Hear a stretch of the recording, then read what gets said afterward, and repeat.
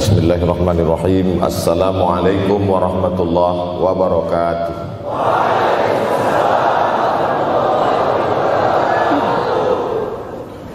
Alhamdulillahi wa kafa, wassalatu wassalamu ala al-habibil mustafa wa ala alihi wa ashabihi ahli tuqa wal wafa. Subhanaka la ilma lana illa ma 'allamtana innaka antal alimul hakim. Rabbi shrah li sadri wa yassir li amri wahlul 'uqdatam min lisani yafqahu qawli. Yang sama-sama kita hormati bapak-bapak wakil rektor, tidak dapat saya sebutkan satu persatu, ketua takmir masjid, hadirin hadirat jamaah fardu subuh, bil khusus adik-adik mahasiswa mahasiswi, insyaallah kita semua dimuliakan Allah Subhanahu wa taala. Man shallas subha fi jama'atin, siapa yang salat subuh berjamaah, faka'annama shallal laila kullah, dapat pahala seperti salat sepanjang malam. Berarti kita sudah salat sepanjang malam, tapi tetap besok malam tahajud.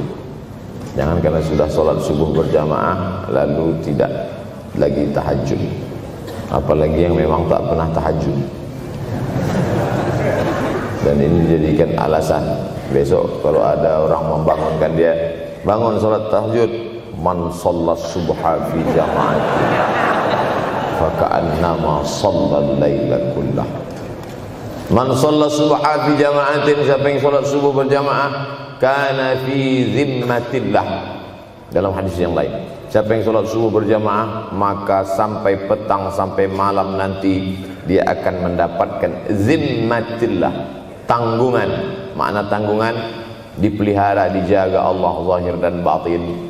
Kalaupun dia mati hari itu, matinya dalam istiqamah dan husnul khatimah.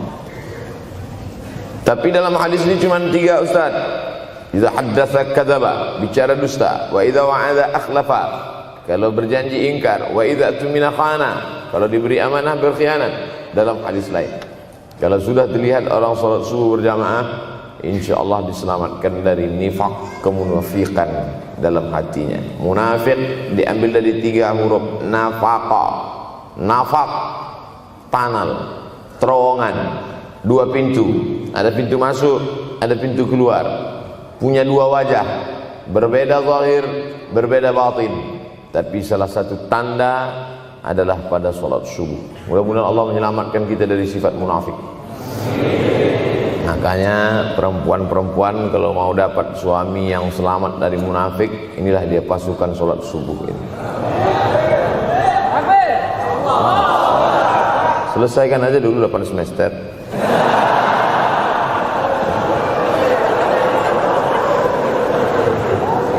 Imam Abu Ja'far Al-Barzanji menulis dalam syairnya, walamma tamma min hamlihi, ketika sempurna hamil Aminah, syahrani 2 bulan, ala ashhuril aqwalil marwiyah, menurut riwayat yang masyhur, tufiya bil madinatil munawwarati abuhu Abdullah, meninggallah abuhu, bapaknya, bapak Nabi Muhammad SAW, Abdullah bin Abdul Muttalib bin Hashim bin Abdi Manaf bin Qusay, di kota Al-Madinah Al-Munawwarah. Ketika itu usia Nabi 2 bulan dalam kandungan. Setelah itu Nabi SAW pun lahir, dibesarkan dalam peluk cium kasih sayang Aminah. Lalu kemudian pada usia lebih kurang 4 tahun dibawa lagi ziarah ke makam ayahnya. Dan dalam perjalanan pulang dari ziarah itu meninggal pula Aminah.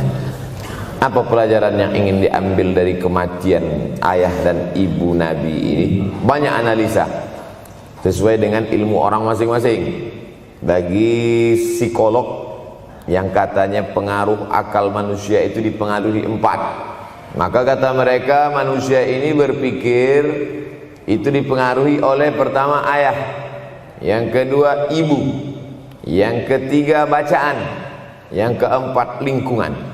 Maka Allah ingin membersihkan Nabi Muhammad sallallahu alaihi wasallam dari 4 ini.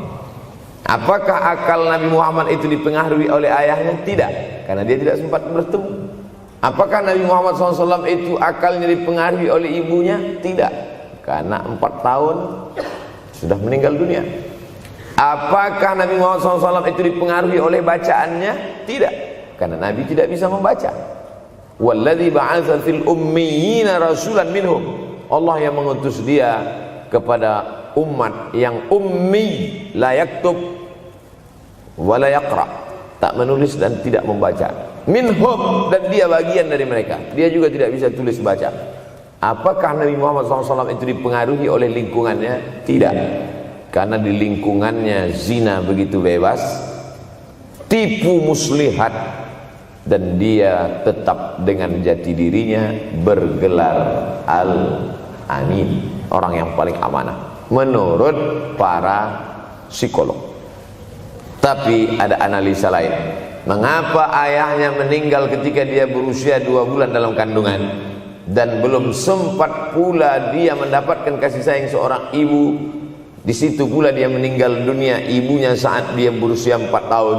Maka salah satu analisanya adalah Allah ingin menjaga Nabi Muhammad SAW tidak sempat durhaka pada ayah dan ibunya, karena orang yang durhaka tak layak menjadi rasul utusan Allah Subhanahu wa ta'ala. Makanya sehebat-hebatnya bapak Nabi Ibrahim bernama Azar. Apa kata Azar? Wa idh qala Ibrahimu li abihi Azara. Ingatlah ketika Ibrahim berkata kepada bapaknya Azar, atattakhidhu asnaman alihah. Mengapa engkau menjadikan berhala ini sebagai Tuhan, wahai bapakku Azar? Apa jawab Azar? La illam tantahi, kalau kau tidak berhenti menceramahi saya, la arjumannaka, aku lempar engkau pakai batu. Wahjurni maliya, tinggalkan aku untuk waktu yang sangat lama. Pergi sana, kata Azar. Apa jawab Nabi Ibrahim alaihissalam? Salamun alaika, selamat untukmu wahai ayahku Azar. Aku akan memohonkan astaghfirulaka rabbi, memohonkan ampun kepada Allah dosa-dosamu supaya diampunkan Allah. Innahu kana bi hafiyya, sesungguhnya Allah amat sangat sayang dan mengabulkan doa-doa. Nabi Ibrahim sempat bertemu dan tidak melawan. Tapi Nabi Muhammad SAW beda dengan Nabi Ibrahim. Allah buat Ibrahim tidak melawan, tapi ayahnya menjadi durhaka kepada anak. Sedangkan Nabi Muhammad SAW dua-dua dan dijaga Allah Subhanahu wa ta'ala. Nabi Muhammad dijaga sehingga tidak sempat durhaka kepada Abdullah dan Aminah, dan Allah pula menjaga Abdullah, menjaga Aminah, sehingga tidak sempat menyakiti manusia yang paling mulia, Nabi besar Muhammad sallallahu alaihi wasallam. Saya tidak memilah-milih nabi-nabi, karena kita memang tidak boleh la nufarriqu baina ahadim mir rusulih. Kita tidak boleh membeda-bedakan antara satu nabi dengan nabi yang lain. Lalu yang membedakan itu siapa? Allah Subhanahu wa ta'ala. Dari cara panggilnya saja berbeda. Kalau Nabi Adam dipanggil Allah, ya Adam uskun anta wa zawjukal jannah. Nabi Yahya dipanggil Allah, ya Yahya khudhil kitaba biquwwah. Nabi Isa dipanggil Allah, ya Isa inni istafaituka 'alan nas. Tapi Nabi Muhammad SAW, Allah tidak pernah manggil dia ya Muhammad. Allah panggil dia dengan 2 sebutan. Pertama, ya ayyuhar rasulu balligh, wahai rasul. Dalam panggilannya yang lain, ya ayyuhan nabiyyu jahidil kuffar. Bukan kita yang membedakan, Allah yang membedakan cara panggilan untuk Muhammad sallallahu alaihi wasallam. Begitu juga dengan berdoa. Kalau Nabi Musa alaihissalam, dia yang berdoa, Rabbis shrahli sadri, lapangkan dadaku, wa yassirli amri, mudahkan urusanku. Tapi Nabi Muhammad tidak berdoa, Allah langsung memberi. Apa kata Allah? Alam nashrah laka sadrak. Apakah belum kulapangkan dadamu? Wa rafa'na laka dzikrak, kami angkat bebanmu. Allazi anqadha dhahrak, yang membebani pundakmu. Belum dia berdoa, sudah dikabulkan Allah, karena janji Allah kepada dia, wala saufa yu'tika rabbuka fatarda. Apapun yang kau mau akan kuberi. Salah satu penyebab Allah memberi apa yang dimau sebelum meminta adalah kalau tidak pernah durhaka kepada orang tua. Oleh sebab itu judul yang diberikan kepada saya, Ustaz Abdul Somad, nanti tablik akbar di kampus Universitas Ahmad Dahlan. Apa temanya? Biasanya saya diberikan tema untuk anak-anak muda meraih masa depan bebas narkoba dan pacaran. Apa temanya untuk anak-anak muda? Bagaimana pokoknya. Tapi di Universitas Ahmad Dahlan saya diberi tema. Apa temanya? Birrul walidain. Masya Allah. Saya bilang alhamdulillah. Untung saya nggak dikasih tema birruz zaujatain. Artinya apa? Sehebat apapun prestasi akademikmu, kalau sampai tidak memuliakan orang tua, hampa di hadapan Allah Subhanahu wa ta'ala. Ada seorang laki-laki, kata Nabi, kalau nanti dia datang kemari minta doa sama dia karena doanya makbul. Sahabat heran, karena sahabat itu definisinya man laqiyan Nabi sallallahu alaihi wasallam wa amana bihi wa mata 'alal Islam. 3 definisi sahabat: orang yang berjumpa dengan Nabi, beriman dengan Nabi, dan matinya dalam keadaan Islam. Maka itu disebut dengan sahabat menurut ilmu hadis. Makanya ketika saya menjelaskan itu ke mahasiswa, Aisyah yang merupakan sahabat Nabi, komplain mahasiswa. Mohon maaf Ustaz keliru. Aisyah itu bukan sahabat tapi istrinya. Kita bicara ilmu hadis. Makna sahabat, man laqiyan Nabi, berjumpa dengan Nabi, wa amana bihi, beriman dengan Nabi, wa mata 'alal Islam, mati dalam keadaan Islam. Abu Lahab ketemu dengan Nabi tapi tidak beriman dengan Nabi dan mati dalam keadaan kafir, maka tidak masuk golongan sahabat. Tapi ini ada seorang laki-laki hidup sezaman dengan Nabi dan Nabi mengenal dia, dan Nabi berpesan nanti kalau dia datang ke kota Madinah minta doa dari mulutnya karena doanya dikabulkan Allah Subhanahu wa ta'ala. Sahabat heran, kami yang hidup bersama engkau, kami yang berperang bersama engkau, kami yang sholat di Masjid Nabawi bersama engkau, kenapa doa dia lebih makbul daripada kami? Malah kami meminta doa dari mulut dia. Tapi tidak boleh membantah dan melawan Nabi. Pokoknya nanti kalau dia datang kemari minta doa kepada dia.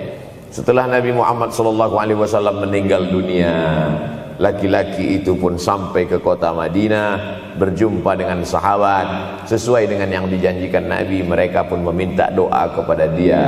Namanya Uwais Al-Qarni. Makanya Uwais Al-Qarni tidak ada masuk dalam buku biografi sahabat. Kalau mau mencari biografi sahabat Nabi, buka kitab namanya Al-Isabah fi Tamyizis Sahabah, atau baca juga Usudul Ghabah fi Ma'rifatis Sahabah, atau baca juga Al-Isti'ab fi Ma'rifatil Ashab. Itu memang buku biografi isinya sahabat Nabi semua. Sahabat Nabi klasifikasi. Yang pertama, Al-Ashra Al-Mubashsharuna bil Jannah, 10 sahabat yang dijamin masuk surga. Level kedua, sahabat Nabi yang ikut perang Badar. Berikutnya, sahabat Nabi yang masuk Islam sebelum hijrah. Berikutnya, barulah ujung sahabat Nabi masuk Islamnya setelah hijrah, setelah Islam kuat, barulah dia masuk Islam. Tapi nama Uwais Al-Qarni tidak ada di dalam, karena dia tidak cukup syarat untuk menjadi sahabat, karena dia tidak pernah berjumpa langsung dengan Nabi Muhammad sallallahu alaihi wasallam. Tapi kenapa doanya makbul? Ternyata dia tidak berjumpa dengan Nabi bukan karena dengki, bukan karena musuh, bukan karena tidak beriman. Dia tidak jumpa dengan Nabi, salah satu sebabnya adalah karena dia menjaga ibunya di Yaman. Makkah di tengah, Yaman di bawah, Syam di atas, negeri Syam. Tak ada hubungan dengan negeri paman Syam. Syam di atas, Yaman di bawah, Makkah di tengah. Liila fi Quraisy, perjalanan orang Quraisy. Ila fihim rihlatash syita'i was-shaif, perjalanan syita musim dingin, shaif musim panas. Musim dingin mereka ke Yaman, musim panas mereka pergi ke negeri Syam. Kenapa dingin ke Yaman? Karena Yaman ini kalau musim dingin tidak terlampau dingin, salju tidak turun. Kalau pergi ke negeri Syam, salju turun. Palestina, Yordania, Suriah, Lebanon. Suriah, Lebanon ada salju. Maka musim panas Nabi pergi ke negeri Syam, karena kalau musim panas di Yaman panas sekali. Sedangkan ke negeri Syam panasnya tidak seberapa. Perjalanan orang Arab Quraisy ini diceritakan Allah, di negeri Yaman itulah tempat kampung Uwais Al-Qarni. Tidak sempat dia berjumpa dengan Nabi, tapi doanya lebih makbul daripada orang-orang yang berada bersama Nabi, karena keutamaan berbakti kepada ibu. Kalau sama ayah boleh ngelawan Pak Ustaz? Enggak juga. Jangan ini nanti dijadikan dalil. Kamu kenapa lawan bapakmu? Ada seorang laki-laki.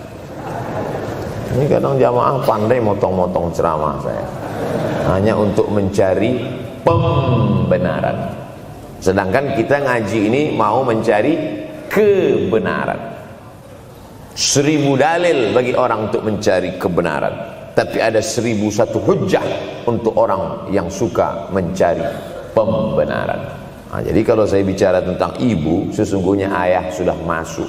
Karena tanpa ayah kita juga bukan apa-apa dan bukan siapa-siapa, walaupun jatah ayah sepertiga, sedangkan ibu lebih daripada itu. Man ahaqqun nas bi husni suhbati, siapa orang yang paling layak mendapatkan baktiku ya Rasulullah? Ummuka. Summa man, siapa lagi? Ummuka. Summa man, siapa lagi? Ummuka. Summa man, abuka. Itu yang menyusun itu Nabi SAW, bukan saya. Itu makanya ibumu, ibumu, ibumu, bapakmu. Kenapa Nabi 3 kali? Kenapa Nabi menyebut laki-laki 1 kali, perempuan 3 kali? Karena ibumu mengandung, ibumu melahirkan, ibumu menyusukan. Siapa yang mau dapat 3 kali? Coba yang 3 ini. Mengandung, melahirkan, menyusukan. 3 ini belum bisa dilakukan oleh laki-laki dimanapun. Adapun merubah wajah sudah bisa.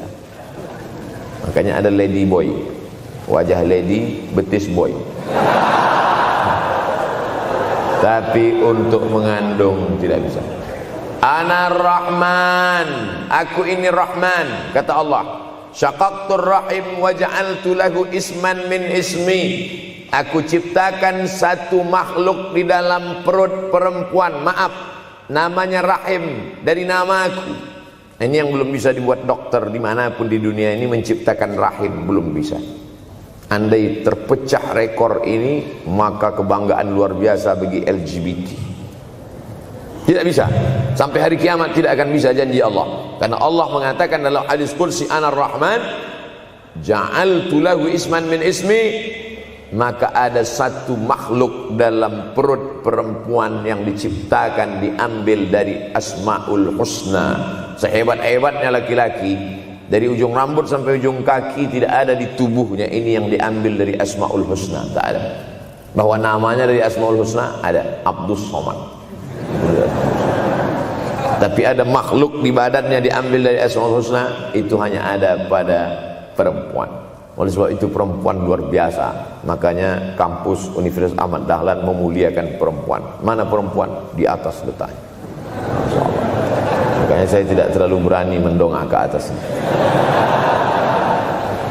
Begitu hebatnya perempuan. Perempuan adalah ibumu, perempuan adalah istrimu, perempuan adalah anakmu, perempuan adalah adikmu. Maka saat engkau memuliakan perempuan, engkau sedang memuliakan 4 aspek dari kehidupan. Ketika Nabi Muhammad SAW diutus Allah ke atas muka bumi ini, salah satunya adalah mengajarkan manusia bagaimana menempatkan pada posisinya. Posisi dia adalah tempat kita menumpang. Ketika ada seorang laki-laki yang sudah sukses diwawancarai, siapa orang yang paling berjasa dalam hidup Anda? Dulu waktu saya merantau ke Yogyakarta, belum ada apa-apa, saya sempat numpang di rumah dia selama 4 bulan. Kata seorang artis dalam sebuah wawancara, Begitu bangganya dia berkata, itulah orang paling berjasa kepada saya karena saya sempat numpang di rumahnya 4 bulan. Tapi ada yang dia lupa, bukan rumahnya yang kau tumpang, bukan ruang tamunya yang kau diami, sempat numpang di perutnya 9 bulan 10 hari. Tak pernah kau sebut. Angkat tangan yang tidak menumpang di rahim, langsung dari planet Mars langsung kemari. Enggak ada. Mr. Bean yang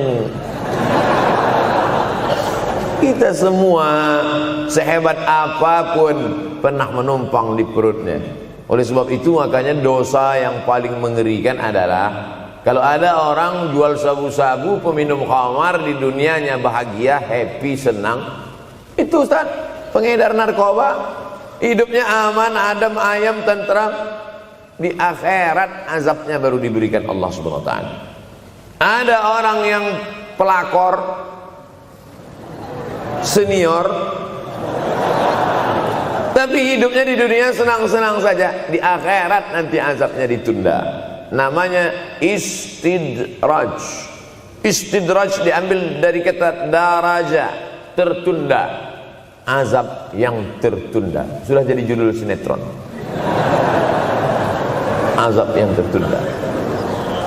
Tapi ada satu perbuatan dosa yang pasti di dunia dirasakan. Apa itu? Durhaka pada orang tua. Orang yang durhaka pada orang tua, di dunia dia tetap dapat, di akhirat dapat sekali lagi. Itu janji Rasulullah SAW. Lama hidup banyak dirasa, jauh berjalan banyak dilihat, lama jadi ustadz banyak yang curhat. Maka tidak 1 2 itu saya lihat dalam kehidupan. Hebat, rezeki banyak melimpah ruah, tapi jauh dari kebahagiaan. Apa sebab? Janji Rasulullah SAW. Orang yang durhaka pada orang tua di dunia sudah dapat, di akhirat dapat lagi. Dapat. Di mana letak keadilan Allah? Kenapa di dunia sudah dapat, di akhirat dapat lagi? Yang di dunia itu baru DP-nya, di akhirat baru kau rasakan cash. Oleh sebab itu jangan pernah melawan pada orang tua. Jangan pernah melawan. Apapun kata dia, jurus menghadapi orang tua ini tidak banyak, 3 saja. Kalau dia marah-marah, kalau dia cerewet, kalau dia ngamuk-ngamuk, pertama diam. Pulang kampung marah dia. Saya bolak-balik kirim uang belanja, kenapa kamu IP-nya 2,0? Diam. Yang kedua, diam. Yang ketiga, diam. Kalau belum bisa membahagiakan, jangan susahkan dia. Kalau belum bisa menunjukkan prestasi, jangan susahkan hatinya. Jangan sampai belum ketemu dengan wajah kita pun dia sudah susah hati. Baru nama kita muncul di HP-nya, kumat darah tingginya. Bunyi handphone dia lihat nama kita di situ, langsung berubah detak jantung. Karena ternyata bukan nama kita di situ dia buat. Siapa? Troublemaker. Oleh sebab itu jangan susahkan orang tua. Saya tidak ujuk-ujuk langsung jadi ustadz. Saya sempat jadi mahasiswa terlama di dunia. Saya kuliah di Mesir tahun 1998 sampai 2002. 4 September 1998 menginjakkan kaki di Kairo. November pulang tahun 2002. Tidak pernah sekalipun saya menyusahkan orang tua saya. Tak pernah saya minta uang pada mereka. Sampai almarhumah emak saya bertanya, kau makan apa di sana? Makan nasi, saya bilang. Dari mana dapat uang? Beasiswa saya cukup, mak. 162 pon. 50 untuk makan, 50 untuk rumah, tinggal 62. 20 dibagi lagi untuk ongkos, 20 untuk buku, 20 disimpan, mana tahu demam sakit gak ada uang. Sampai pulang. Sampai akhirnya dia kasih tanya, gimana caranya ngirim uang supaya nanti di akhirat kalau Allah bertanya, pernah gak ngirim uang? Pernah. Ya, saya tak mau menyusahkan. Saya menganggap kalau nanti saya minta hatinya susah, Kalau nanti saya banyak minta, saya tak bisa balas, maka saya bukan berarti mengajak adik-adik tidak minta uang. Saya paham, tak semuanya dapat beasiswa. Artinya minta, cuman kalau minta ya pulang nanti sampaikan ke orang tua, saya sudah dengar ceramah Ustaz Somad, maka saya tidak minta lagi, Mas. Tidak.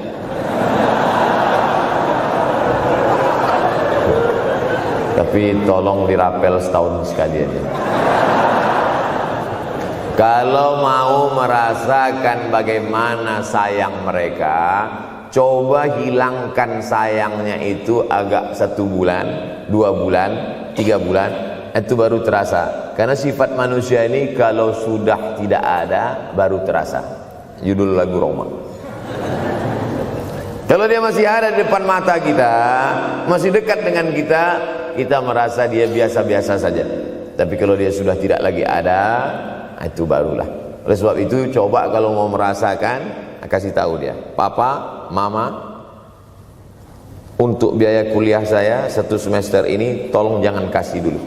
Saya mau jual koran dulu, saya mau kerja di Dorsmir dulu, saya mau kerja loper dulu, saya mau susah-susah dulu.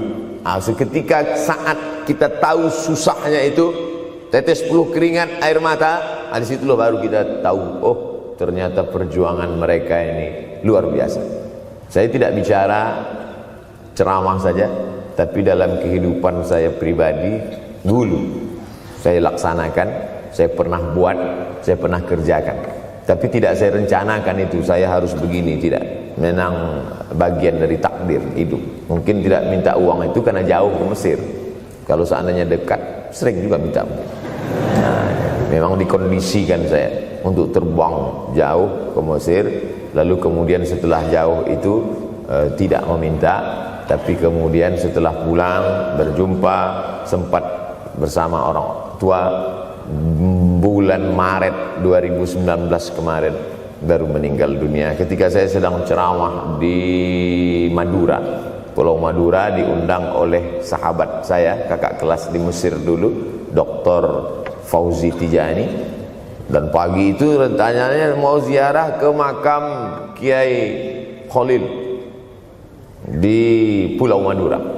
Begitu mau ziarah langsung dapat SMS, segera pulang karena orang tua meninggal dunia. Akhirnya saya langsung ke airport Surabaya dan langsung pulang. Sebelum malam sudah tiba pemakaman. Artinya apa? Penyesalan panjang, kenapa tidak mencium tangan orang tua, kenapa tidak. Karena saya pikir masih lama ya. Ini satu kekeliruan. Di mana-mana selalu saya sampaikan, jangan pernah berpikir usianya masih lama walaupun dia sehat. Karena sehat walafiat, tidak ada kurang satu apapun. Masih lama. Ternyata apa yang terjadi? Berangkat hari Sabtu, hari Ahad tausiah, hari Senin pagi, tanpa sebab, tanpa penyakit. Oleh sebab itu kalau masih hidup orang tuamu di rumah, pulang. Tapi jangan ini jadikan alasan. Besok enggak masuk kelas, gimana? Pulang semua.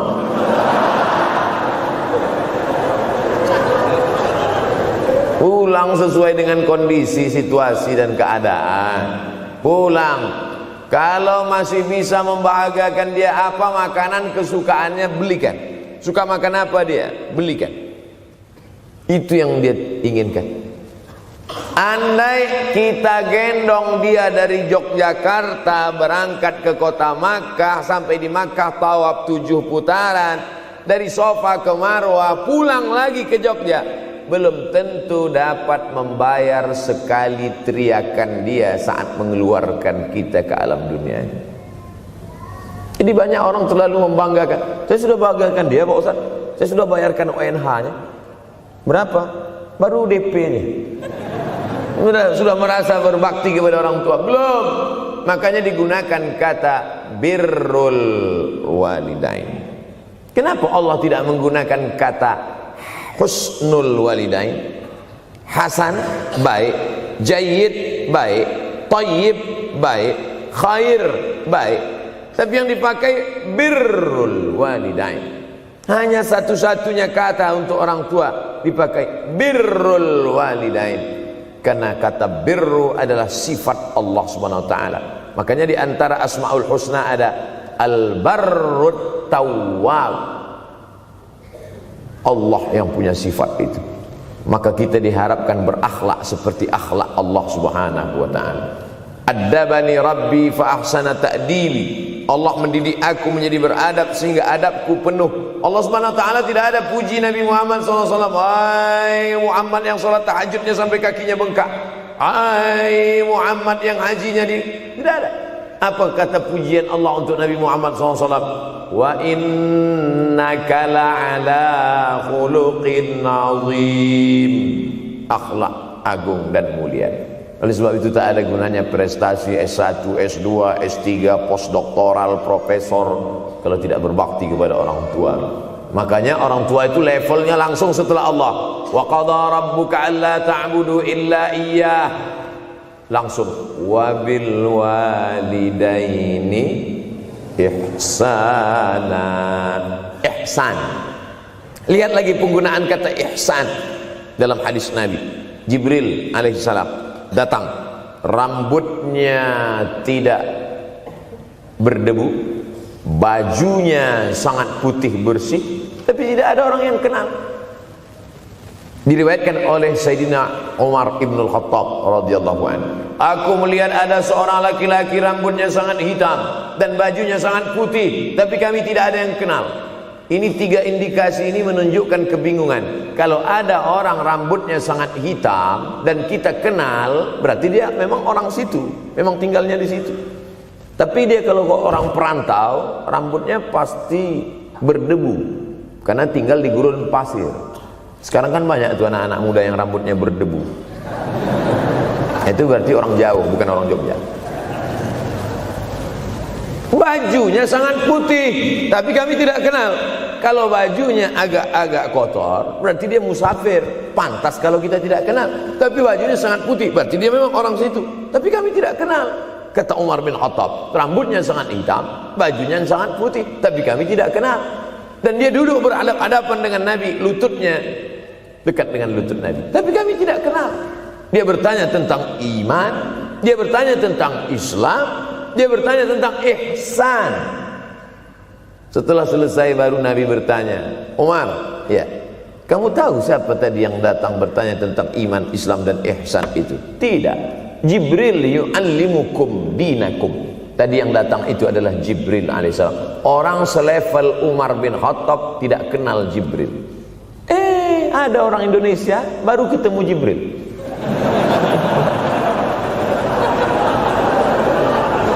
Umar bin Khattab kalau lewat di suatu jalan, kalau Umar bin Khattab lewat jalan Sudirman, maka setan lari ke jalan lain. Ini ada orang satu perjalanan sama setan, ngaku kenal dengan Jibril alaihissalam. Makanya kalau baca hadis, satu hadis, tapi analisa dari hadis itu banyak sekali. Umar tidak kenal dengan Jibril kecuali setelah Nabi Muhammad SAW yang bercerita mengenalkan. Dari mana Nabi tahu? Nabi dapat wahyu dari Allah Subhanahu wa ta'ala. Tapi ada analisa lain. Apa maknanya?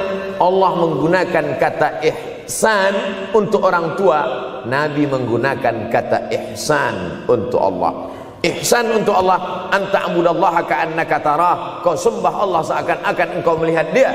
Fa illam takun tarah, kalau kau tidak bisa melihat dia, fa innahu yarak, sesungguhnya dia yang selalu melihatmu. Tidak pernah putus ihsan. Ihsan Allah kepada kita, tidak pernah putus pengawasan Allah. Bagaimana ihsan kita kepada orang tua? Tak pernah putus bakti walaupun dia sudah meninggal dunia. Makanya kita tetap membaca walaupun dia sudah masuk liang lahat, jam 2 malam bangun, Rabbil firli wali walidayya warhamhuma kama rabbayani shaghira. Ada seorang sahabat Nabi namanya Sa'ad. Sa'ad sudah jadi bahasa Indonesia. Banyak juga orang Indonesia laki-laki sifat Sa'ad. Orangnya Sa'id, artinya bahagia. Sa'adah, kebahagiaan. Jenenge sapa? Sangadah. Itu dari bahasa Arab. Sa'adatun, bahagia. Datanglah seorang laki-laki bernama Sa'ad menjumpai Nabi sallallahu alaihi wasallam. Ya Rasulullah, wahai Rasulullah, ummi matat, ibu saya sudah meninggal dunia. Afa atasaddaqu anha, kalau saya bersedekah kira-kira pahalanya sampai apa tidak untuk almarhumah ibu saya? Kata Nabi, tasaddaq, silakan engkau bersedekah. Ayu sadaqatu afdal, sedekah apa yang paling afdal? Saqiyul ma, memberi air minum. Memberi air minum, niatkan untuk almarhum almarhumah, kata Nabi, tasaddaq, silakan sedekah. Langsung tanpa pikir panjang, apa kata Sa'ad? Idzan ahfiru bi'ran, kalau begitu saya gali sumur sekarang juga, sumurnya saya wakafkan dengan niat almarhumah. Oleh sebab itu, yang orang tuanya sudah meninggal dunia, pulang dari sini jangan gali sumur, cukup telepon, assalamualaikum, sumur bor. Cari pondok pesantren yang kesulitan air, pergi ke kaki-kaki gunung, orang mencari air 1 jerigen mikul 5 km jalan. Di situ tempat minum lembu, kerbau, di situ juga mereka mengambil air. Cari, galikan, mengalir air sumur untuk mereka, mengalir pula sampai ke liang lahatnya. Itu bakti kita. Pulang dari sini, cari pondok pesantren, panti jompo, panti yatim. Assalamualaikum Bapak pimpinan yatim, saya lihat ini kamar mandinya sedikit, orang ngantri banyak, keran air tidak ada. Gimana ini? Berapa lagi yang perlu sumur bor di sini? Kami perlu kira-kira 5. Insya Allah. Bapak mau bantu? Enggak, nanya-nanya aja. Nih, ini akan menolong di hadapan Allah Subhanahu wa ta'ala. Tapi kalau dia masih hidup, masih ada, senangkan hatinya. Pulang dari Universitas Ahmad Dahlan Yogyakarta dengan membawa selembar kertas. Apa itu? Transkrip nilai semester ini IP 4. Siapa yang tidak bangga? Bangga orang tua.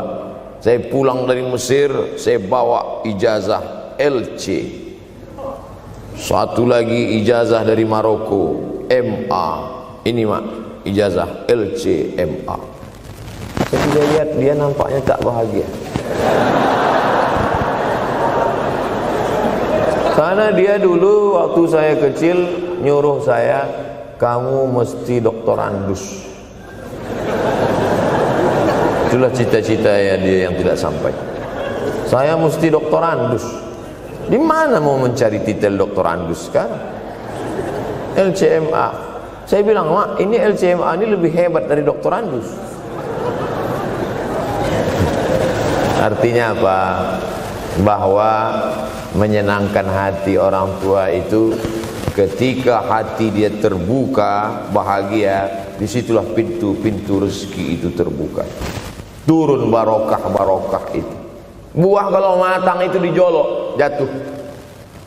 Dan menjatuhkan rahmat Allah itu, membuka pintu-pintu langit, mengetuk pintu-pintu rahmat dan ridha Allah dengan ridha orang tua. Makanya kata Nabi, ridha Allah fi ridhal walidain. Kalau Allah ridha, maka semua yang kau mau dia berikan. Orang kalau sudah ridha itu artinya senang. Orang kalau sudah senang, semua dia kasih. Apa yang ada di tangannya, itu dia berikan. Tadi malam sampai di hotel, datang seorang jamaah, buka cincinnya. Cincin paling dia sayang, dia kasih ke saya. Laki-laki. Nah nih Ustaz Somad, ambil. Duduk saya tadi, duduk, datang anak muda, dia lihat saya tak pakai sorban, dikasihnya sorban. Cuman akadnya belum jelas apa ngasih atau pinjam, Allah. Orang kalau sudah senang hatinya, semua dia kasih. Begitulah orang kalau sudah dapat ridha Allah Subhanahu wa ta'ala. Kita baru berharap dapat ridha Allah. Makanya habis salat subuh selalu diajarkan, raditu billahi rabba. Aku ridha engkau sebagai Rabbku ya Allah.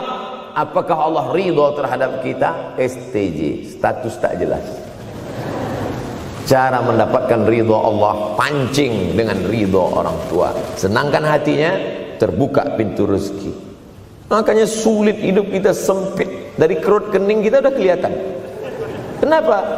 Karena tidak ada ridho Allah akibat tidak pernah menyenangkan hati orang tua. Senangkan orang tuamu, jadikan dia seperti raja, maka rezekimu akan melimpah seperti rezeki raja-raja.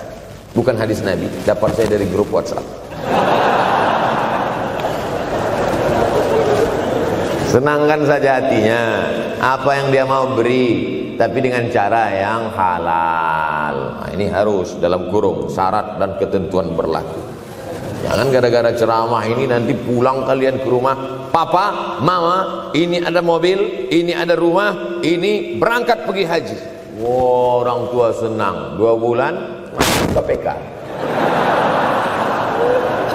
Innallaha thayyibun, Allah maha suci, la yaqbalu illa thayyiban. Allah tidak menerima kecuali yang suci-suci saja.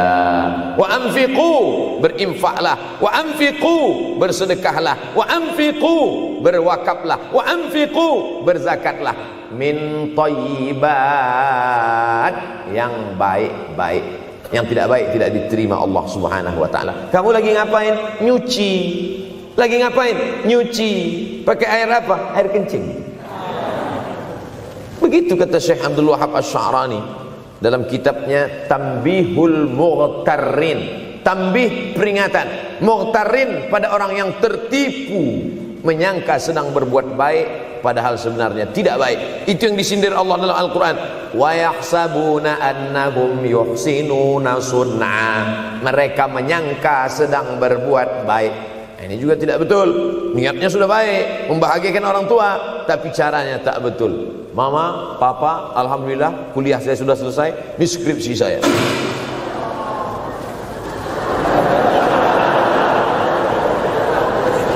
Masya Allah. Bayangkan kalau kiamat tiba-tiba terjadi. Begitulah agaknya terkejutnya kita. Kiamat terjadi tapi belum sempat berbakti kepada orang tua. Dosa belum sempat meminta maaf. Silap dan salah berapa kali kita kencing di kainnya yang bersih. Berapa kali dia tidak jadi tahajud gara-gara kita menangis dari Isya sampai subuh. Pakai pengawet nangisnya. Tapi kita tak pernah sadar itu. Kita menganggap kita di dunia ini dibesarkan angin. Kita menganggap kita ini bangsawan, bangsa yang hidup di awan. Berapa kali dia tidak jadi sholat duha gara-gara kita kencing. Berapa kali nasi yang sudah mau disuap masuk ke mulutnya tak jadi. Bahkan dia tidak makan sama sekali. Dan berapa kali makanan dia belikan hanya untuk susu, hanya untuk menyenangkan kita. Pernah kita balas. Dan dia tidak pernah minta balas itu. Oleh sebab itu siapa yang mengingatkan? Abdul Somad diberikan judul berat ini. Judul yang paling berat ceramah tentang orang tua, tentang ibu, tentang ayah. Jarang saya mau menerima judul-judul pengajian. Ini pun dikasih tahu setelah sampai di sini. Maka saya belok-belokkan dikit. Ini air mata udah mau menetes, belokkan lagi. Nanti kalau saya nangis di sini, siapa yang ceramah kalau saya nangis? Oleh sebab itu maka yang orang tuanya masih ada, beruntung dan bertua, bawakan dia rumah makan. Ada sahabat saya namanya Ustadz Lukman di Pontianak, bukan Kuntilanak. Mereka punya program namanya Bawa Ibu ke Rumah Makan. Keren nama programnya. Bawa orang tua ke rumah makan. Nanti hari libur adik-adik, anak-anakku sekalian libur, bawa ayah, bawa ibu ke rumah makan. Ketika Ustadz Lukman cerita itu ke saya, Ustadz Somad, kita punya program baru nih. Apa nama programnya Ustadz? Bawa ibu ke rumah makan. Alhamdulillah Ustadz Lukman, seluruh rumah makan di Pekanbaru tempat tinggal saya itu, semua sudah saya bawa emak almarhumah saya. Saya bawa sup tunjang, saya bawa rendang, saya bawa goreng ayam, saya bawa goreng puyuh, saya bawa. Cuman ada rumah makan ular sawah itu yang tak saya bawa singgah. Lain dari itu sudah saya bawa. tak ada penyesalan dalam hati, senangkan hatinya. Apa pakaian yang dia suka. Orang tua itu tidak minta yang besar, asal ada saja. Pulang dari Yogyakarta sampai ke rumah, ini tadi ada nampak sedikit tanda terkenang, kalau banyak makan sendiri. Ketika dia senang melihat itu, bahagia hatinya, nampak senyum di tepi bibirnya, pada saat itulah rahmat Allah terbuka, pada saat itulah ridha Allah datang. Mengapa sulit mencari pekerjaan, mengapa payah mencari penghidupan? Salah satu yang mempersempit ridha Allah itu adalah karena tidak berbakti kepada orang tua. Oleh sebab itu maka judul tema yang diberikan birrul walidain, berbakti kepada orang tua, bahagiakan. Ini ada juga ini anak-anak yang sudah sukses ini, papa, mama sudah meninggal, papa jangan risau, silakan terbang ke Yogyakarta, ada adik di sana, silakan terbang ke Surabaya, ada kakak di sana, silakan terbang ke Kuala Lumpur, ada keluarga di sana, jangan hiraukan. Kata bapaknya, kalian terbangku saja kalian pikirkan, kemana aku hinggap tak kalian pikirkan. Ada sebagian orang ketika ibunya meninggal dunia, marah dia, mengamuk dia anggap kebahagiaan itu sudah hilang, padahal membahagiakan orang tua dua-dua adalah tanggung jawab kita. Kalau dua-duanya sudah tidak ada Pak Ustadz, masih ada keluarga, al-khalah bimasabatil saudara ibu, kakak ibu, adik ibu, sama seperti ibu. Sambung lagi silaturahim, buat dia senang, buat dia bahagia. Man ahabba yubsatalahu fi rizqihi, siapa yang mau lapang rezekinya, wa yunsa'alahu fi azarihi, dipanjangkan umurnya, falyasil rahimahu, hendaklah dia menyambung tali silaturahim. Saya ceramah di satu kota. Sampai di kota itu saya melihat rumah besar, megah, mewah, seperti istana. Cuman saya segan mau nanya, nggak mungkin saya tanya, Pak, ini hasil dari apa? Saya tengok, saya ngangguk. Kawan-kawan saya yang ikut di situ seperti ngelihat kucing semua. Mantap. Setelah duduk, makan, habis makan, minum, habis itu Sohibul Bait yang punya rumah pun cerita, Ustadz Abdul Somad, iya Pak, dulu ini hanya bambu-bambu yang dikasih daun, yang dikasih terpal. Tempat apa Pak? Tempat ibu saya buat pengajian. Setiap tahun dibuat begitu. Pasang tiang-tiang kayu, pasang terpal, daun-daun, pengajian ramai. Sampai akhirnya saya berkata, Bu, pengajian kita hentikan saja, stop. Saya tidak sanggup lagi pasang tenda, pasang terpal ini. Tapi akhirnya apa kata ibu saya? Nanti setelah saya tidak ada, pengajian ini terus kamu buat. Allah bukakan pintu rezeki Ustaz Somad. Inilah yang terjadi sekarang. Saya belikan orang tua saya itu rantai, saya belikan gelang, saya belikan cincin. Bulan depan saya datang, sudah nggak ada lagi. Mana gelangnya Mak? Nggak ada. Mana rantainya Mak? Nggak ada. Mana cincinnya? Nggak ada. Kemana? Itu kan emas mahal. Sudah saya jual. Untuk apa? Untuk bersedekah ke fakir miskin. Rupanya gelangnya, rantainya itu habis dia berikan sedekah fakir miskin. Tobatkah si bapak untuk berbakti? Tidak. Bulan depan dia belikan lagi. Sampai akhirnya diberikan Allah balasan melimpah ruah. Ternyata ini rahasia dari keberhasilan hidup, karena menyenangkan hati orang tua.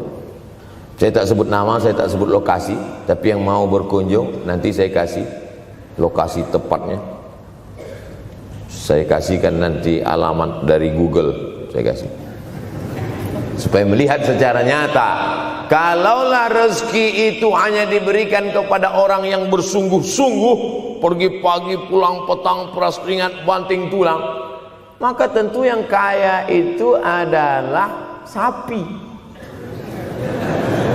yang membajak dari pagi sampai sore. Kalaulah kekayaan, keberhasilan itu diberikan yang paling pandai memanjat, maka tentu yang kaya itu monyet. Tapi Allah berikan kepada siapa yang dia ridhai. Dan penyebab ridha Allah itu adalah karena orang tua yang senang hatinya. Yang sempat durhaka, tidak sempat minta maaf, meninggal dunia dia sudah, apa boleh buat? Kau sudah booking seat di neraka. Yang sudah sempat durhaka, tidak sempat minta maaf, meninggal dunia gara-gara dia pecandu narkoba, pemabuk, pezina, mati. Orang tua dalam keadaan susah. Berapa kali saya ketemu ibu-ibu selesai pengajian, pergi saya ke tempat parkir, ibu tua 70 tahun menangis. Ibu nangis kenapa bu? Anak saya Pak Ustadz. Kenapa dia? Disuruhnya saya jual tanah. Mama jual tanah. Untuk apa mama megang tanah? Udah tua aja pun jual. Mestinya anak itu yang menyenangkan hatinya di hari tuanya, bukan malah menyuruh jual tanahnya. Jual tanah supaya dia bisa bangun rumah, jual tanah supaya dia bisa menyekolahkan anak-anaknya. Na'udzubillah. Sudahlah tidak membahagiakan, malah menyusahkan. Ustaz, anak saya nyuruh saya jual tanah saya supaya dia senang, supaya dia dapat duit. Gimana nih Pak Ustaz? Mungkin si ibu berharap saya menjawab, ibu sabar aja ya bu, sabar ya. Ibu salah tanya bu. Kalau mau sabar cari ustadz lain, ada spesialis sabar, bukan saya. Begitu dia kasih tahu, anak saya maksa saya jual tanah saya, Pak Ustadz gimana? Mana alamat rumah anaknya? Mana? Saya mau datang. Mana? Anak durhaka, neraka jahanam tempat kau.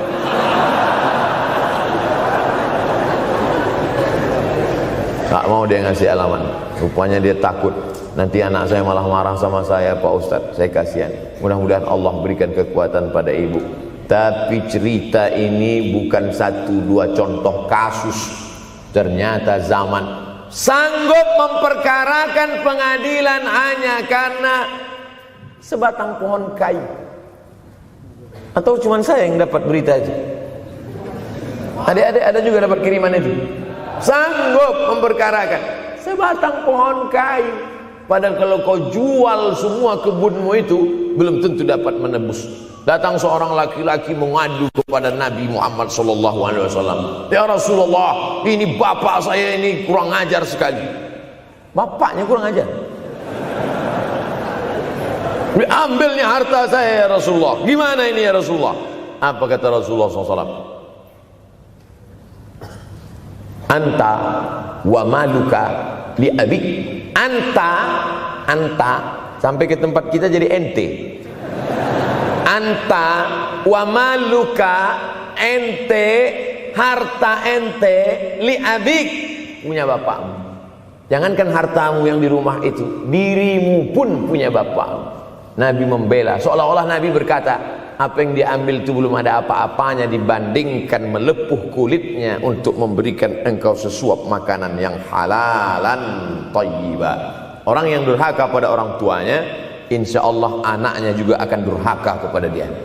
Oleh sebab itu maka jangan pernah durhaka. Kalau sempat durhaka lalu kemudian meninggal dunia dia Pak Ustadz, sudah meninggal pun tetap masih bisa berbakti.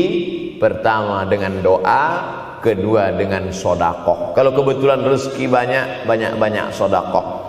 Kalau tidak ada rezeki melimpah, doa.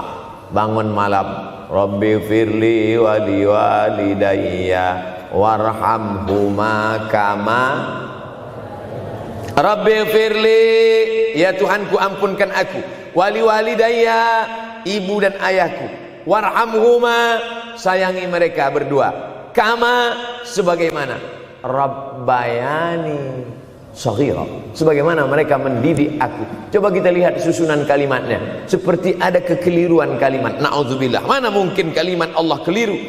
Allah ingin menegur kita, sayangi mereka sebagaimana mereka mendidik aku. Mestinya kalimatnya kan tidak begitu, sayangi mereka sebagaimana mereka menyayangi aku. Tapi ternyata sayang belum tentu mendidik, tapi mendidik pasti sayang. Karena bunyi kalimatnya, sebagaimana mereka mendidik aku. Jadi banyak juga anak-anak ini tidak sayang karena salah didik. Disangka sayang itu dengan ngasih motor, disangka sayang itu dengan ngasih gadget, disangka sayang itu dengan ngasih transfer uang yang berlebihan. belum tentu sayang. Dulu ada insinyur arsitek yang membangun salah satu rumah keluarga saya. Kuliahnya di Jogja. Cerita dia, dulu saya kuliah di Jogja, Ustadz Abdul Somad, insinyur. Terus teman kami sakit di kos-kosan. Kami bingung mau nelpon siapa. Akhirnya datang mobil mewah, parkir polisi, tentara, ramai. Barulah kami tahu rupanya dia anak menteri. Jadi sayang orang tua itu bukan mesti dibelikannya apartemen, dibelikannya mobil, belum tentu. Boleh jadi itu justru menjerumuskan anak. Diberikan apartemen, diberikan mobil mewah. Habis 2 bulan kena virus HIV AIDS.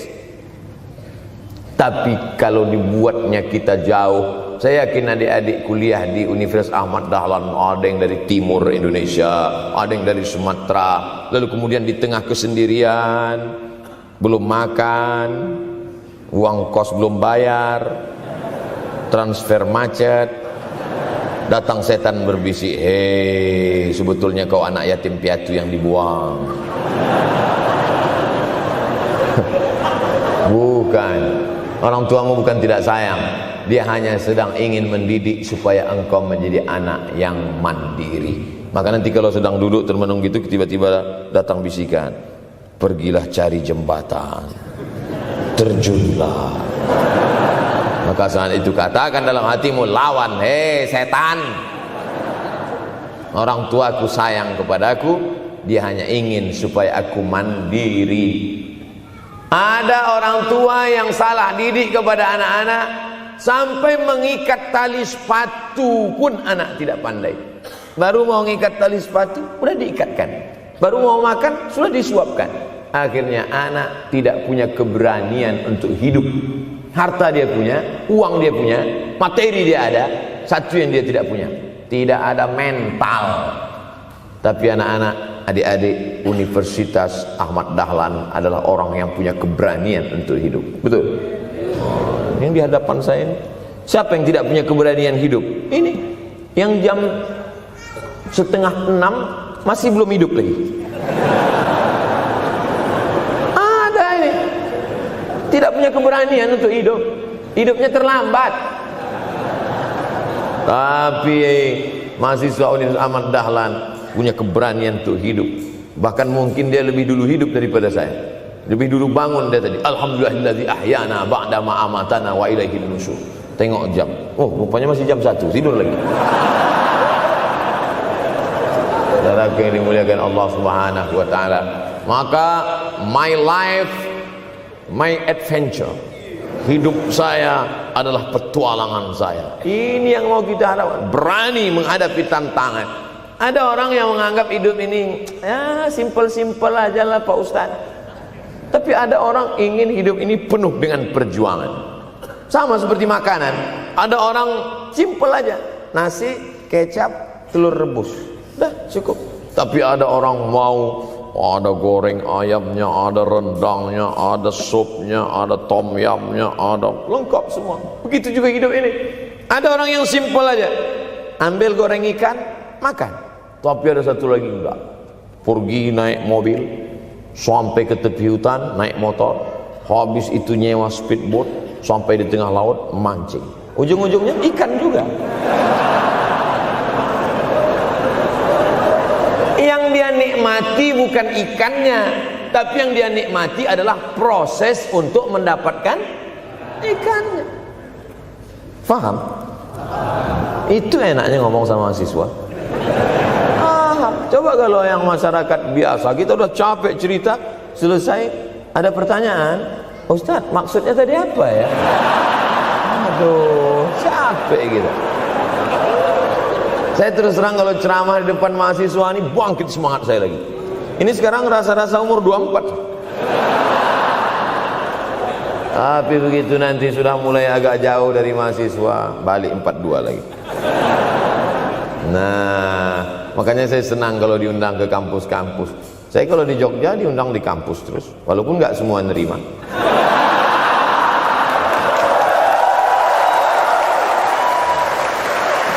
Saudara yang dimuliakan Allah Subhanahu wa taala, maka Kita harus sering-sering bersama.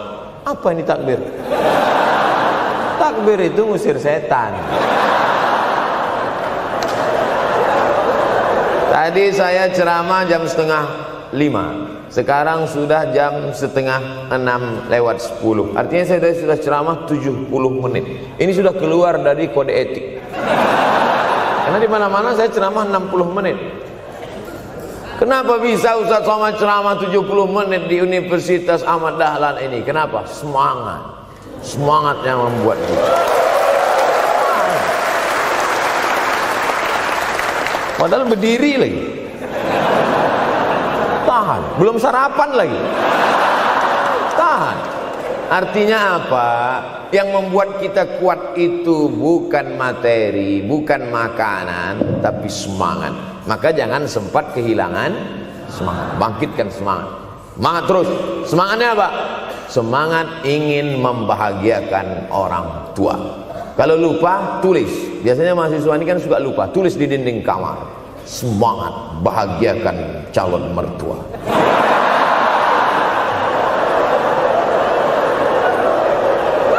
Nanti teman kos-kosan datang ngelihat, loh, kata Ustaz Somad kan orang tua, kenapa ente buat mertua? Sedangkan mertuaku saja kebahagiakan, apalagi orang tua.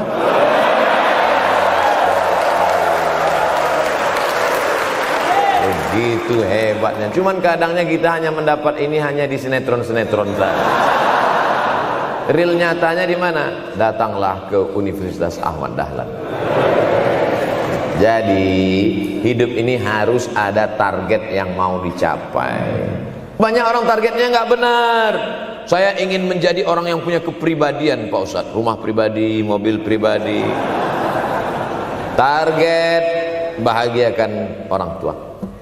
Gaji pertama kalau kerja nanti umroh. Oh, gitu. Ma, doakan. Nanti kalau aku kerja insya Allah gaji pertama nanti memberangkatkan umroh. Syukur-syukur nggak usah diomongkan dulu, kasih surprise. Senang. Mama, ayah, ini gaji pertama. Dia buka, tengok 700.000.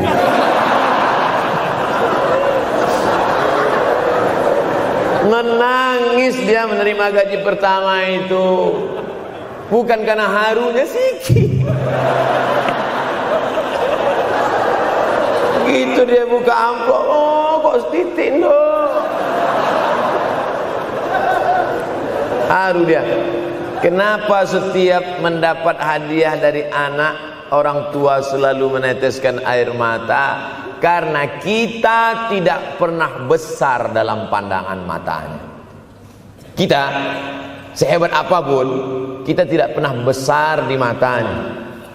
Di pandangan ibu ayah kita, kita adalah anak kecil yang tapak kakinya 2 jari, panjangnya sejengkal. Maka jangan pernah ceramahi orang tuamu. Jangan mentang-mentang sudah mahasiswa pulang, ayah sini, mama sini, dulu assalamualaikum.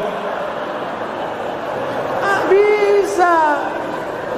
Karena kita tidak pernah besar di mata orang tua. Kita tetap kecil. Walaupun kamu sudah menikah, sudah punya istri, sudah punya anak, kau tetaplah anak-anak dalam pandangan dia. Oleh sebab itu jangan sok besar, jangan sok hebat.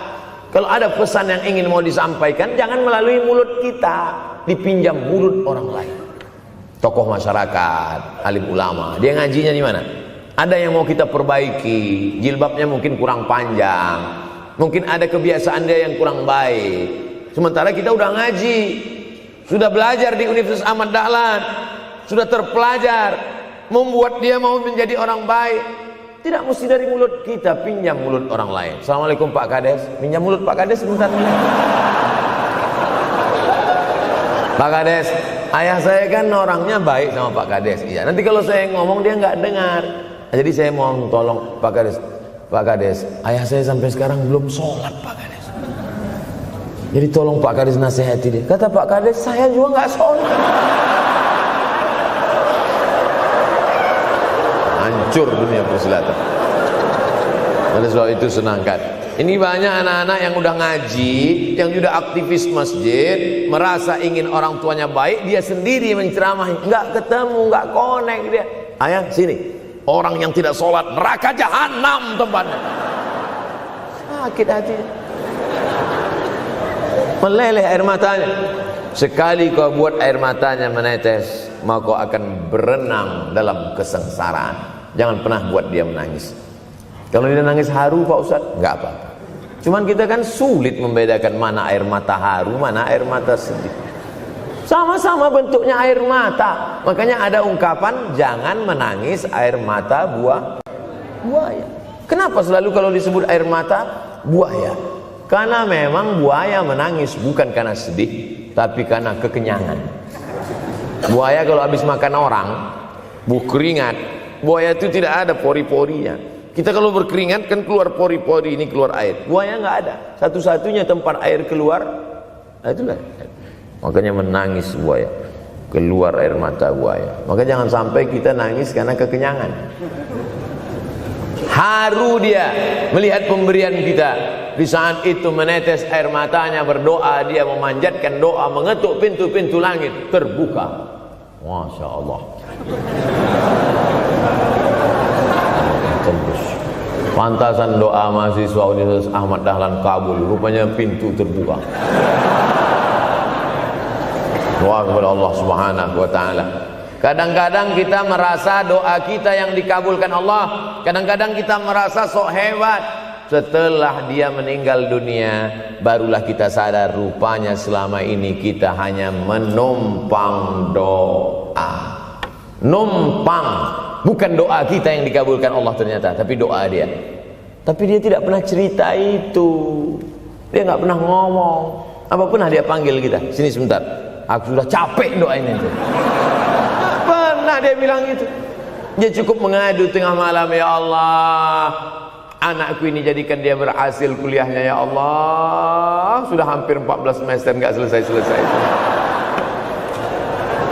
Dia mengadu kepada Allah Subhanahu wa taala. Ma, aku susah ini sekarang. Susah kenapa? Skripsiku ditolak terus. Pembimbing kemarin itu mempersulit terus. Berdoa dia tengah malam, ya Allah, lapangkan hati pembimbing itu supaya anakku cepat, ya Allah. Kalau enggak, matikan dia, ya Allah. Kabul, 2 hari setelah itu meninggal. Tapi kita tidak bisa request. Oleh sebab itu maka banyak-banyak dekatkan kepada orang tua, senangkan. Saya ceramah di Malaysia, dibawa jamaah ke mall. Ustaz Samad, esok kita tak ada tazkirah, tak ada tausiah. Kita nak pusing-pusing. Pusing-pusing maksudnya mutar-mutar. Pergilah kami ke mall. Sampai di lantai atas saya lihat anak-anak muda nyuapin orang tua. Ada restoran mahal, mewah. Itu kabarnya kalau mampir di restoran itu makan, itu banyak yang nangis melihat harganya.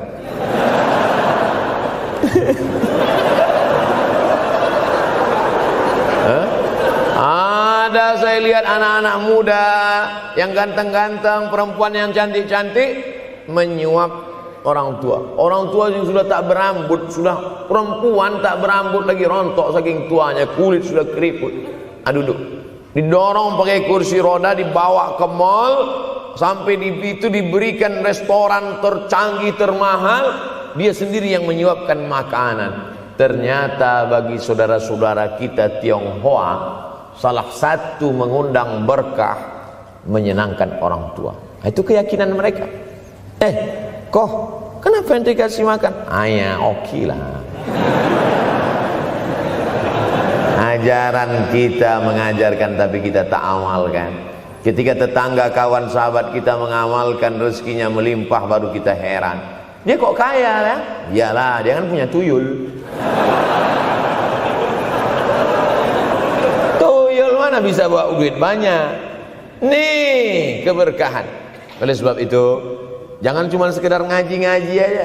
Pulang dari sini, kalau memang tinggal di Yogyakarta atau di luar nanti pas liburan, sisihkan uang, bawa dia ke mall, bawa dia ke restoran, senangkan hatinya, bawa dia jalan-jalan. Cuman tetap juga yang logis. Kalau dia udah tua, janganlah dikasih kacang goreng. Sesuaikanlah, agar-agar kasih. Ini nggak perlu dikunyah. Kiri kanan gol, kiri kanan gol. Orang tua bawa kasih kacang, menyiksa itu. Saudara yang dimuliakan Allah Subhanahu wa taala, kenikmatan yang terbesar adalah ketika orang tua masih ada bersama kita. Kalau sudah tak ada, nanti saat Idul Fitri, Allahu Akbar, Allahu Akbar, Allahu Akbar, la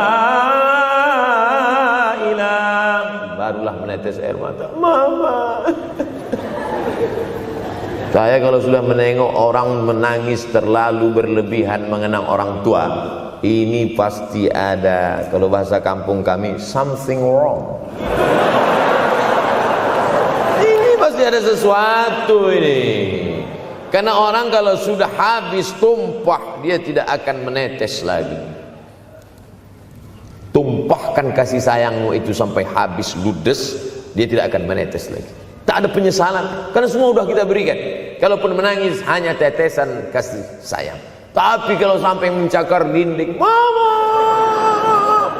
ini pasti. Saya kalau ada orang yang menyesal sampai mencakar dinding, mau saya antukkan aja kepala yang gede. Dulu waktu hidup kenapa enggak opti? Sekarang udah mati baru kau menangis kan? Senanda. Nah, tapi tentu sesuai kemampuan kita, karena kata Allah, la yukallifullahu nafsan illa usaha. Allah tidak membebani orang lebih dari semestinya. Ustaz ceramah sampai jam berapa ini? Sampai jam 6 insyaallah. Saya mau lengkapkan. Jam kita sama tuh. Oh, sama. Jam 6. Jam 6 maka saya ceramah 90 menit nanti di Universitas Ahmad Dahlan.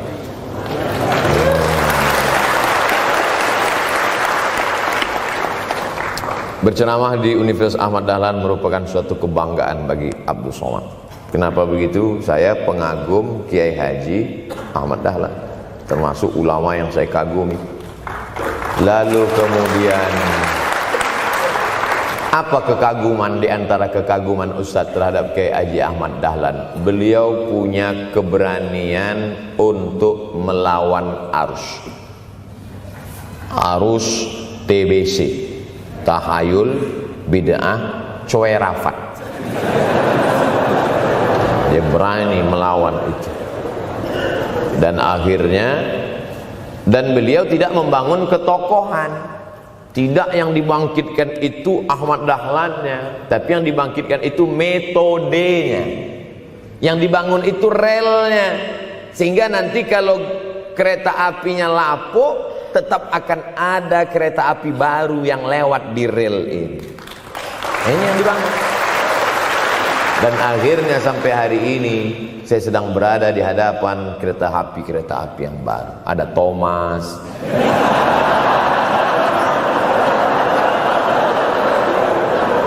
Kok Ustaz tahu Thomas? Anak saya paling suka itu. Satu koper kereta. Artinya apa? Bangun rel, maka akan ada lokomotif baru. Dunia boleh berganti, zaman boleh berubah. Idza waqa'an ala ahadikumul qiyamah, kalau kamu sudah mau mati, wa fi yadihi fasilah, di tanganmu ada bibit korma. Sudah mau mati, di tangan ada bibit korma. Apa yang kita lakukan? Ada sebagian orang kalau sudah mau mati, ya wes gua aja lah.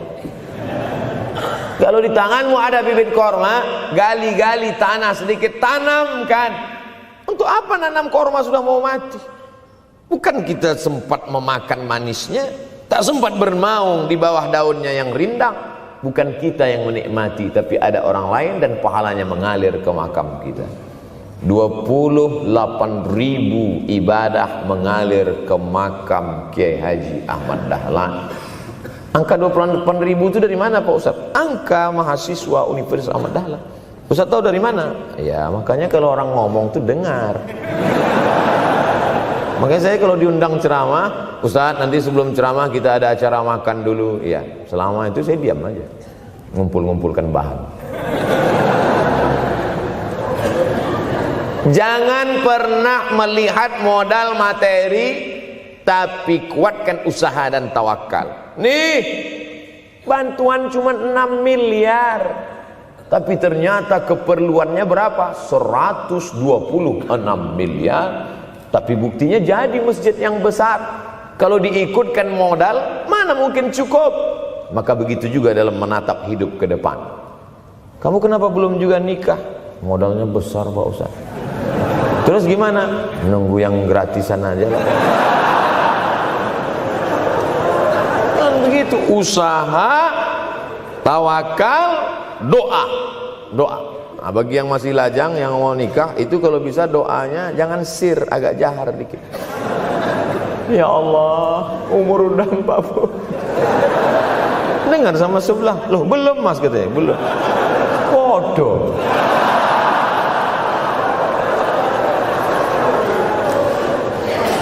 Kira-kira rezeki itu Allah yang ngatur atau kita yang ngatur?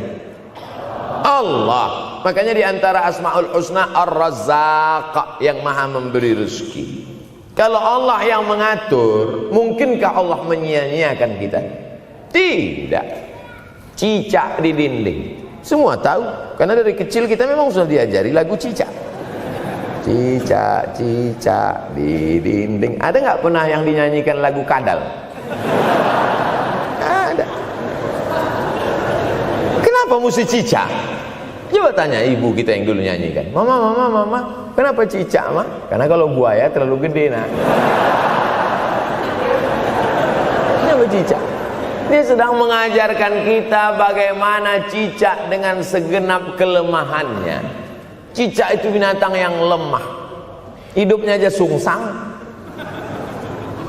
Kita selalu berlawanan dengan cicak. Yang kata kita di atas, kata cicak di bawah. Tapi makanan cicak luar biasa. Apa makanan cicak? Helikopter, nyamuk.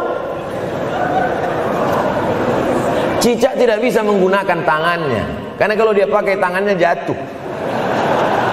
Kadang pakai 4 aja jatuh. Selalu kan kejadian eksiden cicak jatuh. Cicak tidak pernah gunakan tangannya untuk makan, karena dia harus berpegang kuat. Apa yang dia pakai? Lidahnya. Lidahnya dia pakai. Nyamuk yang dia makan. Helikopter. Habis dimakan oleh cicak. Siapa yang paling hebat? Nyamuk. Makanannya darah. Nyamuk masih keluarga Dracula. Tapi Allah SWT mau mengajarkan jangan putus asa, gunakan potensimu, apapun yang terjadi gunakan. Ini sekarang banyak anak-anak muda nih kehilangan semangat. Kalau engkau kehilangan beras masih bisa hidup 3 bulan. Kalau engkau kehilangan air masih bisa hidup 3 hari. Tapi kalau kau kehilangan semangat, kau hanya hidup 3 detik. Tik, tik, tik, mati. Oleh sebab itu jangan sampai kehilangan semangat. Bahasa kitanya putus asa. Sampai dingin tuh lontong. Bukan karena ceramah terlalu lama, bukan. Sampai dingin itu sarapan pagi gara-gara mahasiswa. Ente kenapa? Galau Ustaz. SMS nggak dibalas, telepon nggak diangkat. La ilaha illallah Muhammad Rasulullah. Mahasiswa seganteng ini, sehebat ini, begitu cepat putus asa. Saya aja setua ini, sekurus ini masih banyak yang mau. Lihat tuh komen-komen di Instagram, baca tuh komen-komen di YouTube. Ustadz, jadikan aku yang kedua ya. Masa kalian anak-anak muda gagah perkasa, bangkitkan semangatmu, takbir. Banyak yang belum ketemu jodoh. Saudara yang dimuliakan Allah Subhanahu wa taala, maka bangkitkan semangat. Tapi yang namanya semangat ini tidak bisa bangkit dengan banyak. Kita lihat orang bersemangat, pede di depan orang, pede luar biasa. Dia kok pede sekali? Pakai sandal. Banyak juga yang semangat, pede luar biasa, rupanya pakai jimat. Kita pede kita bukan karena sabu-sabu, bukan karena narkoba. Pede kita karena kita sudah serahkan semuanya pada Allah. Inna sholati wa nusuki wa mahyaya wa mamati lillah. At-tahiyatul mubarakatul sholawatut thayyibatul lillah. Tapi tetap satu. Jangan nanti mentang-mentang udah dengar ceramah saya at-tahiyatul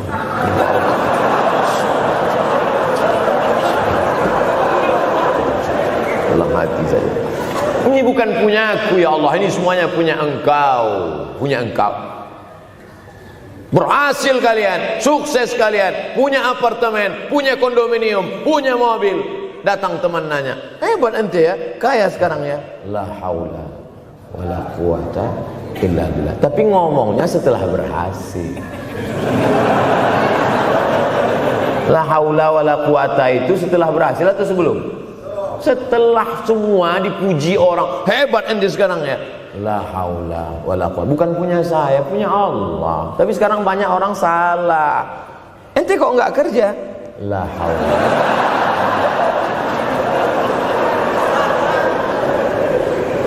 La haula wala quwwata illa billah. Subhanallah, masya Allah, tabarakallah. Menunjukkan manusia lemah, tak punya apa-apa. Dia ingin berkata, ini hanyalah punya Allah. Begitu juga dengan acara ini. Kenapa acara di masjid? Kenapa acara di kampus kemarin ramai melimpah ruah? Bukan karena panitia, bukan karena Ustaz Abdul Somad, bukan karena baleho yang besar, tapi la haula wala quwata illa billah. Pulang dari sini, bangkitkan semangat, senangkan hati orang tua, kejar prestasi, terus kuliah. Mudah-mudahan semuanya selalu mendapatkan kebaikan. Amin ya rabbal alamin. Terima kasih atas segala perhatian. Mohon maaf atas segala kesilapan dan kekhilafan. Abdul Somad, hamba Allah yang fakir, mohon maaf. Berpisah kita di tempat ini, tapi kita tak pernah putus dalam persahabatan, karena kita selalu bersama, jauh di tempat, dekat di doa. Terima kasih. Wassalamualaikum warahmatullahi wabarakatuh.